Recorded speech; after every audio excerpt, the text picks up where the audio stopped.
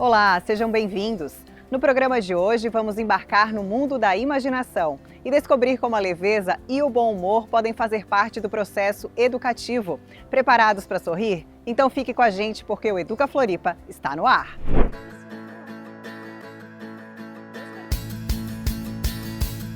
Já pensou em dar vida a personagens criados por você mesmo?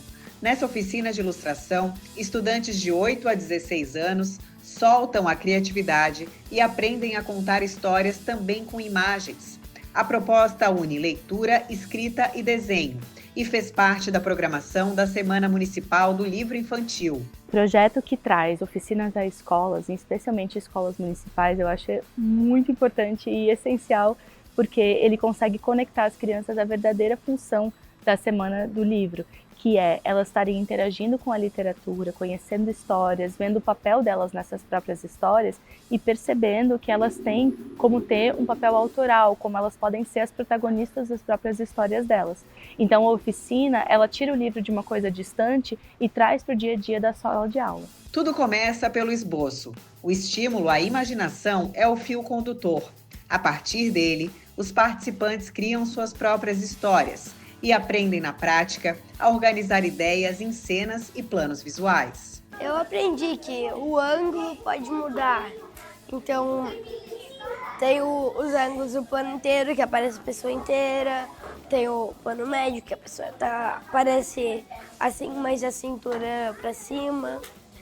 Tem várias. Tem vezes que é por cima do ombro, que a pessoa está de costas falando com outra.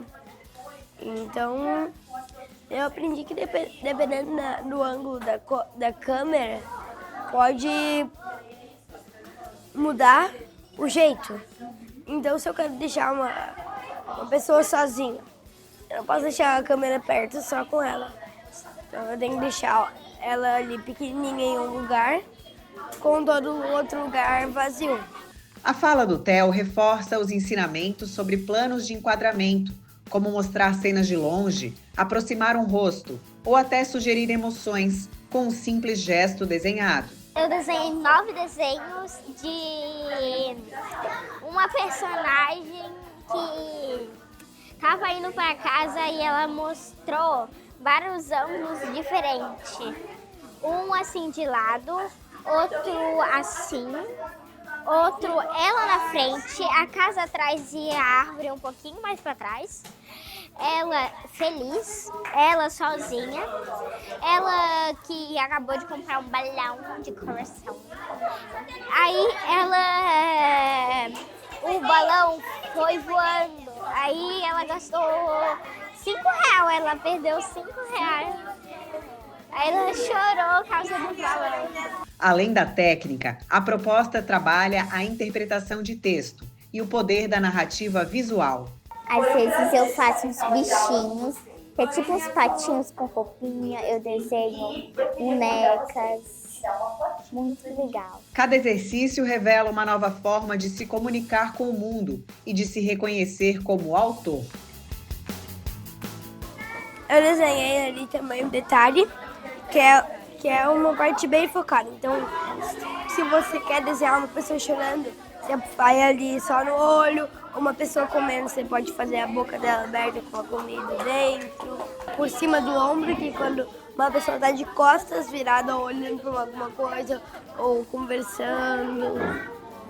E por último, eu também desenhei o plano geral, que dá para ver a altura da pessoa comparada àquele objeto, e dá para ver tudo, assim, de longe. Quando elas estão participando ativamente da criação de uma história, elas estão considerando todas as histórias que elas já leram ao longo da vida e percebendo os elementos que tem ali em comum para poder usar na própria criação delas. Então muda até a maneira como elas olham para o dia a dia, para como as coisas acontecem, para as narrativas que elas acompanham, para o tipo diferente de mídias que elas consomem e transforma eles em pessoas um pouco com um ponto de vista mais crítico, com opiniões mais complexas, e são coisas que vão construindo essa biblioteca mental deles com todos esses elementos diferentes. E é essa virada de chave que encanta os educadores. Mais do que dominar o traço, o importante é saber contar sua história. Não importa se o desenho é bom ou se o desenho é ruim, se a história está bem contada, o livro vai ser legal. E às vezes eles ficam assim preocupados, eles dizem, nossa, prof, mas meu desenho não ficou bonito, eu não consegui fazer. Mas eu digo, mas dá para entender a história, dá para entender a sequência, você conseguiu contar o que você queria contar? E isso é o que é o importante. Para muitos estudantes, a oficina é o primeiro contato com a ideia de composição visual. Algo que pode parecer simples, mas que exige organização, foco e intenção. Eu comecei a gostar de desenho com 5 anos. Eles têm esse senso de, eles só vão receber e consumir o conteúdo. No momento que eles têm que agir, que eles têm que fazer o exercício, que eles têm que seguir uma sequência, eles começam a pensar nisso de maneira diferente, eles já pensam nas próximas histórias que eles vão contar. Então eu vejo que esse engajamento, de maneira muito natural, vai aumentando cada vez mais durante a oficina mesmo. Então eles começam meio ressabiados, tem que fazer isso, tem que fazer aquilo, e no final eles já estão, não, mas no próximo livro eu vou fazer assim, agora eu vou fazer uma série que conta isso e aquilo. Então eu vejo que vai dando essa capacidade deles de planejar adiante, além da oficina, e pensar em como isso pode seguir no conhecimento, no aprendizado deles o resto da vida. A ilustração é ao mesmo tempo arte e estrutura. Cada sequência exige atenção aos detalhes e a emoção que a história quer transmitir. A construção do conhecimento, ela nunca vem de um ponto só, ela é todo um conjunto de elementos. Quando a gente pega uma coisa comum, como o livro, que é uma coisa que a criança sempre é estimulada a acompanhar, a ler, e depois de uma certa idade ela meio que vai abandonando, e traz isso num contexto de não, isso é uma história que você também pode contar, que você também pode interagir de uma maneira diferente, e isso faz nelas um senso de independência, uma questão assim muito mais de confiança, que é incrível e que se desenvolve muito, muito bem, independente da idade da criança participando dessas oportunidades. Cada aula traz uma combinação de teoria e prática, e é esse equilíbrio que garante o aprendizado. O ideal é tentar balancear a parte prática com a teórica. Quando você está falando de mídia, é tudo muito teoria, e para crianças pequenas isso é muito difícil de alcançar. Então a ideia é sempre intercalar uma gotinha de conhecimento com um exercício prático, sempre nessa ordem, para que quando eles estão aplicando, eles estão fazendo uma condensação, uma versão assim muito sólida daquilo que eles acabaram de absorver de conhecimento. E isso faz com que essa retenção seja muito mais longa. No final, eles nem percebem o quanto que eles aprenderam numa aula tão curta. Ao longo da oficina, os estudantes ampliam o repertório, planejam novas ideias e muitas vezes seguem criando mesmo depois da atividade terminar. Tá ali na hora direto, né? Esses planos para o futuro, como que eles vão continuar desenvolvendo, e em seguida é essa. Nossa, se essas histórias são tão legais de criar, será que eu posso fazer mais? Onde eu posso encontrar histórias como essa? Será que os livros que tem na minha biblioteca conseguem ter histórias como essas? E aonde que eu posso encontrar isso nas narrativas do meu dia a dia? E eu espero que os professores de português vão muitos pedidos aí, vamos fazer livro, vamos fazer outras coisas, quero fazer uma história em quadrinhos. Então, se isso conseguir chegar no dia a dia deles, foi um sucesso.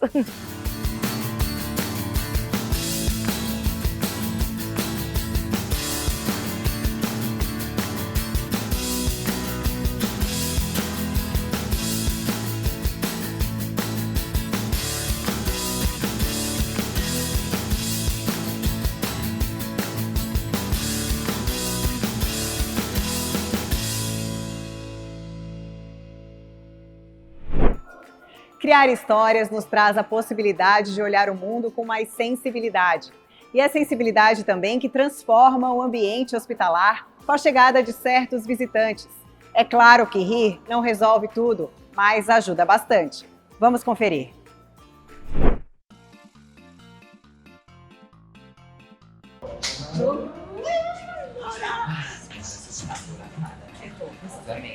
Já tô tudo certo do que eu preciso. Não, tá tudo. Para no cabelo, não, Esmeralda, ó. Você já tô aqui. Peraí, desvia, Esmeralda, cuidado, ó. Licença, gente, licença. Ajuda aqui a puxar aqui, né? Energizados para transformar o ambiente que encontrarão, eles pedem licença para entrar. Oi, beleza? Com licença. Anunciar. Já pensou ser anunciada? Com licença, gente, boa tarde. O que que será Só que vai ser? só um, tá? Só um coisa que eu tô procurando. Durante os encontros no hospital, o trabalho desses agentes do riso é de alguma forma dar passagem para onde a alegria tem dificuldade em chegar.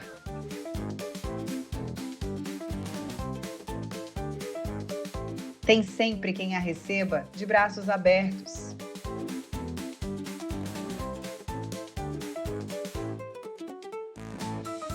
Em outros casos, pequenos ajustes são necessários. Parece que não parece que só um, como se fosse só uma, né? É quase uma missão secreta. Disfarçados, eles caminham aos poucos. De mansinho vão abrindo o espaço e entrando em cena. Entre um gesto e outro, a alegria vai se infiltrando. Ele nem viu a gente, Nem né? viu. Não viu, né? No Hospital Infantil Joana de Gusmão, crianças em tratamento recebem visitas especiais, que trazem leveza para dias difíceis. Até porque nem todos os percursos precisam ser tão pesados. Às vezes, basta um pouco de boa intenção para que as portas se abram. Abrir a porta? Eu posso... Quer? Abra-te, Sésamo. Eu que abri, tu viu? Aqui o humor é uma ferramenta de cuidado, empatia e conexão.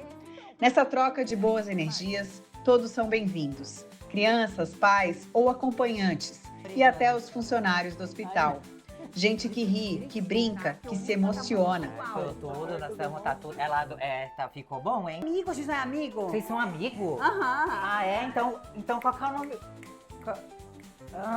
A gente é tudo amigo. Aham. Vocês são amigos mesmo? Geral, sua amiga geral. Desculpa. Desculpa aí, então. A gente nunca sabe o que vai encontrar. O que eu posso te dizer, a gente treina. A gente tem um grupo que é continuado. Somos 13 palhaços e palhaças.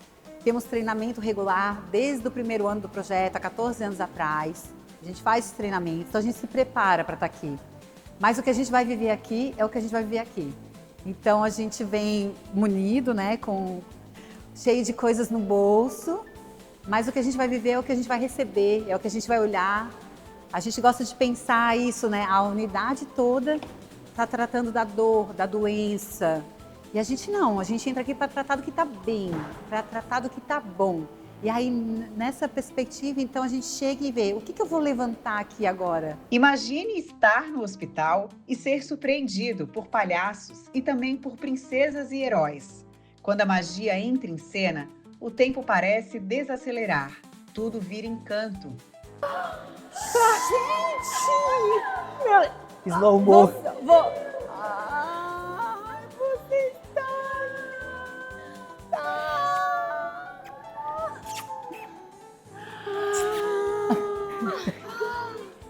Ai, você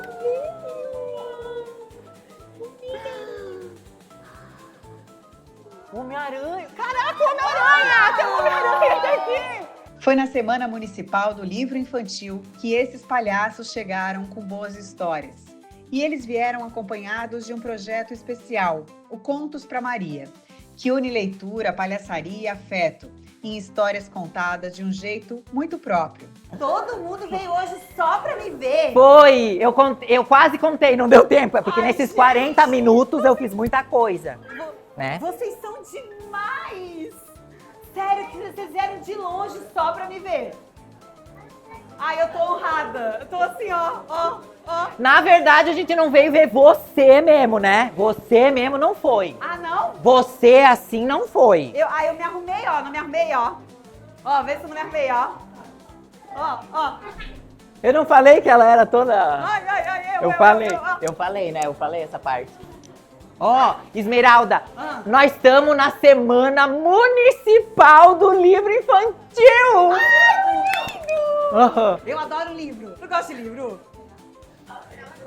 Eu Vocês gosto gostam de de ler? figura, livro de figura. Porque quando a realidade pesa, a imaginação pode trazer cor e até sons de passarinhos. Agora que a gente tá dentro das nuvens, vou contar essa história desse meu amigo, o gigante, que mora dentro das nuvens. Ele adora ficar lá, na sua gigante varanda de nuvens, só ouvindo os pássaros cantar. Ai, eu sei fazer. Sabe fazer pássaro? Não sabe? Tu sabe fazer pássaro? Tu sabe fazer pássaro? Não sabe? Tu sabe subir? Não. Ó. Tu sabe? Que mais pássaros Ai, tem? faz aí, cara. Bem, Chile! Bem, É um pássaro diferente. A gente entende a palhaçaria mesmo como um exercício, né, como um ofício. Então dedicamos muito tempo da vida para isso, como treinamento, como mergulho, entendimento de linguagem, para poder estar aqui. Então tem todo um cuidado mesmo de entender o que é essa linguagem da palhaçaria, para trazer ela para esse ambiente, né, que é um ambiente de vulnerabilidade, de cuidados. E a gente gosta de pensar assim, a palhaçaria como essa manifestação artística que está ali a serviço do que é necessário, do que é urgente. E hoje em dia tem muitas coisas necessárias, muitas coisas urgentes. Então, poder entender essa figura dentro desses contextos, desses territórios e vê-la, de algum modo, transformar pequenas realidades, transformar um estado do dia, né, um momento. Para nós é por aí o caminho, sabe? A gente gosta de falar, existem muitas formas do corpo rir. E é isso que a gente vem buscar aqui. Então, às vezes, não é uma gargalhada que você vai levar. Às vezes, o corpo ri de outra forma. Às vezes, é uma mãozinha que balança numa música, é um olhinho que brilha, é um corpo que se projeta de um outro jeito, né? Num leito. Uma barriga que começa... Hã? Um passarinho que canta. Um passarinho que canta, exatamente, né? E, de repente, vira uma sala cheia de passarinhos. E, às vezes, é uma lágrima que brota nos olhos. Então, a gente entende tudo isso como diferentes formas do corpo rir também. Embarcar em outras histórias é sempre uma boa oportunidade de nos abrirmos para novas possibilidades. E é uma coisa muito mágica, porque assim, num instante, quando a gente tá assim, às vezes muito em si mesmado, sabe? Cuidando muito daquilo que tá dentro da gente. Às vezes a gente tá cuidando de uma coisa só, e aí a gente lembra que tem um monte de outras coisas dentro da gente. Aí a gente vai lá só pra fazer isso, assim, só pra bagunçar essas coisas. E aí começa a ficar mais colorido, começa a aparecer outros sabores. E aí todo mundo tem uma criança, né? Ou todo mundo já foi criança. Aí esse lugar, assim, de acesso é muito rápido. Com o tempo a gente vai aprendendo a acessar um pouquinho mais rápido. Aí vai um pouquinho mais rápido, aí quando vê... tá todo mundo sorrindo, brincando junto, se conhecendo, falando nome. E aí, nesse momento em que o pai, o acompanhante, vê a criança brincando, ele se lembra também que lá fora tem um monte de coisa e começa a brincar junto. É contagiante, muito contagiante. São inúmeros os impactos positivos dessas intervenções lúdicas. Por onde passam, esses agentes deixam um rastro de sorriso e esperança. Agora é hora de sair de cena, porque o show tem que continuar.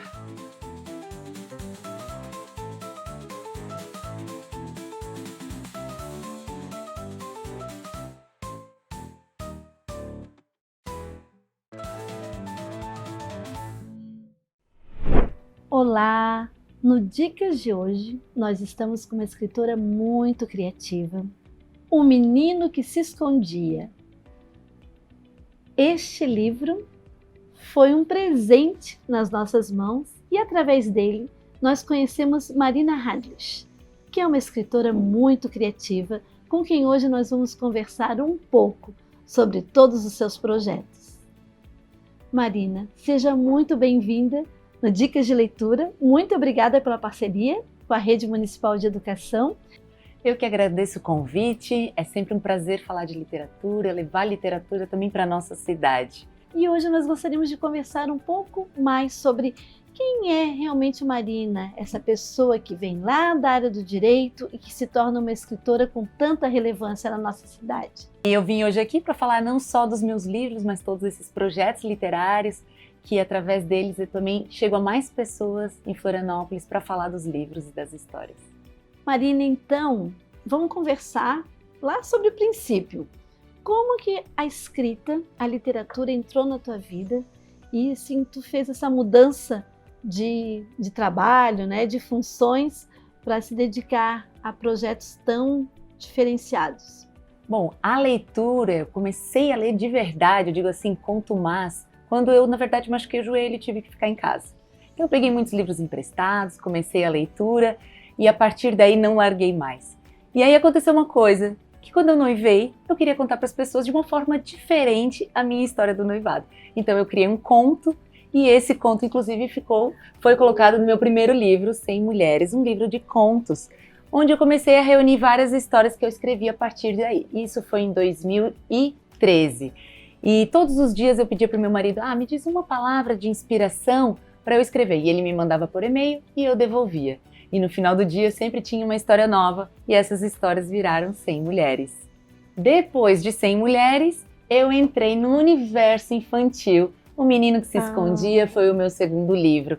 Essa história eu criei porque eu gostava muito de trabalhar com crianças, fazia muita visitação em casas de acolhimento na cidade, trabalhava com crianças em outros lugares e queria também presenteá-las com uma história minha.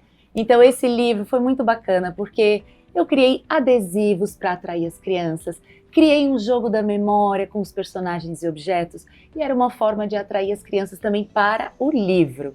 E aí começaram as contações de história, foi como eu cheguei aqui na secretaria, fui participando nas escolas, nas creches, levando a história do Menino que se Escondia para mostrar também como cada criança é única, especial e podem ser amigas mesmo que sejam diferentes uma das outras. Então eu me vestia como a personagem, contava a história, depois ainda levava outras histórias para as crianças, mostrando como a literatura tem tantas histórias diferentes que podem emocionar cada criança. Depois, vim com mais um livro para adultos. Até essa comédia se tornar romântica é uma história para dar gargalhada. Eu falo que são 8 horas de risada garantida. Essa é uma história divertida de uma mãe solo que volta a trabalhar fora e procura um novo amor. E como eu falo que adulto também gosta de adesivo, aqui também teve um marca-páginas com adesivo. Então quem comprasse o livro levava também esse marca-páginas. Seguindo nessa área que eu voltei para o mundo adulto, eu lancei em 2023 pela editora Patois Mulheres Mofadas nas Entranhas e nas Memórias, que também é um conjunto de contos, né? Reuni histórias que vieram depois de 100 mulheres, em vez de ficarem guardadas nas nossas entranhas, nas nossas gavetas, elas saíram para chegar ao público. Então esse livro também traz muitas histórias de drama do cotidiano das mulheres, fala de luto, maternidade, relacionamentos, coisas que a gente vive no dia a dia. E esse livro que eu tenho levado também para pessoas do EJA, trabalhando também com ensino médio, até online, pessoas de outros lugares querem conversar comigo sobre esse livro, para falar também para adolescentes e adultos sobre não só a carreira de escritora, mas também como que a gente escreve histórias que podem tocar tanto outra pessoa. Histórias que mexem com a gente e dizem, mas isso pode acontecer comigo, aconteceu com alguém que eu conheço. Marina, então, sempre me chamou muita atenção a tua forma criativa de ser e de estar, né? De produzir.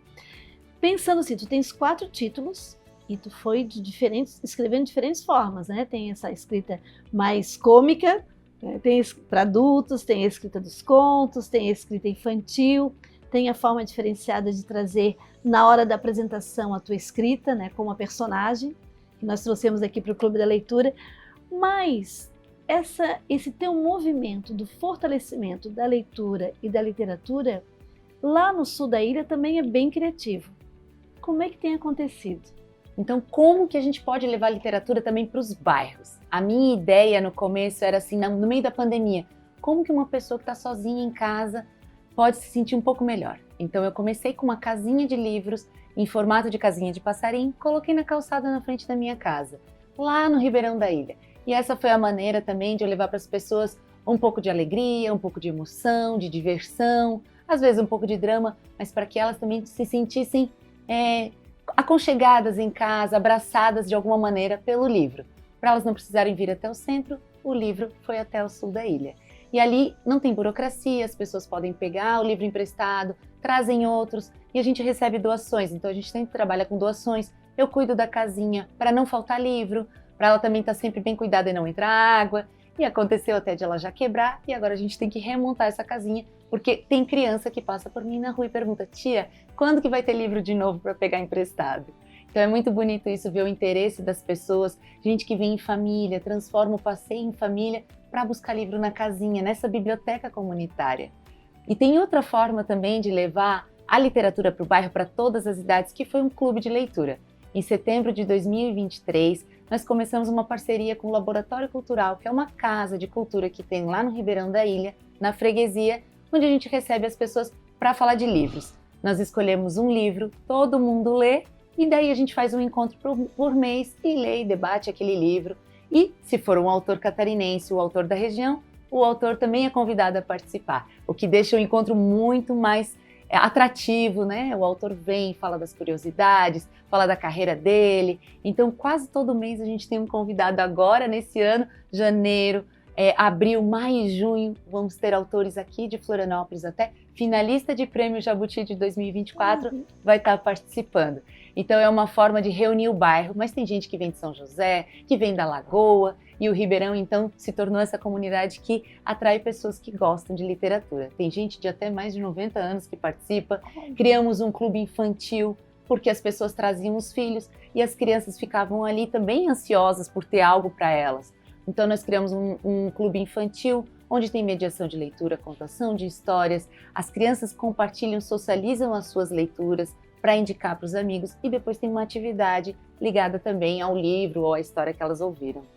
Então, Marina, me chamou muito a atenção essa questão do Clube da Leitura. Eu acho tão importante. Nós temos em vários pontos da nossa cidade clubes da leitura se organizando. O pós-pandemia deu isso, né? A gente tem o nosso Clube da Leitura da rede, mas nos bairros, presencialmente, também é muito importante. Tanto que profissionais e estudantes das nossas unidades lá do Ribeirão da Ilha e da Caieira da Barra do Sul têm falado muito bem também desses encontros que vocês têm realizado no Ribeirão. E eu fico tão feliz que isso aconteça. Mas tem uma outra ação que tu realizas, daí não somente lá, que tem assim, chamado a atenção de muitas pessoas, que nos traz uma memória afetiva da escrita e que, aliás, tem uma representatividade aqui nesta mesa. Fala um pouquinho sobre esse novo projeto. Bom, eu sou uma pessoa que gosta muito de falar de livros e de estar em contato com os leitores, pois eu tinha em casa uma máquina de escrever, que não é essa, era uma bem maior, do meu avô. E nesse meio tempo ela ficava só como decoração, mas eu recebi um vídeo pela internet que mandaram do Victor Clay, um cantor que estava em Nova York e viu uma moça na rua escrevendo poesia. E ele recebeu uma poesia escrita por ela numa máquina de escrever. Quando me mandaram esse vídeo, eu falei, é a minha cara, preciso encontrar leitores na rua e escrever para eles também.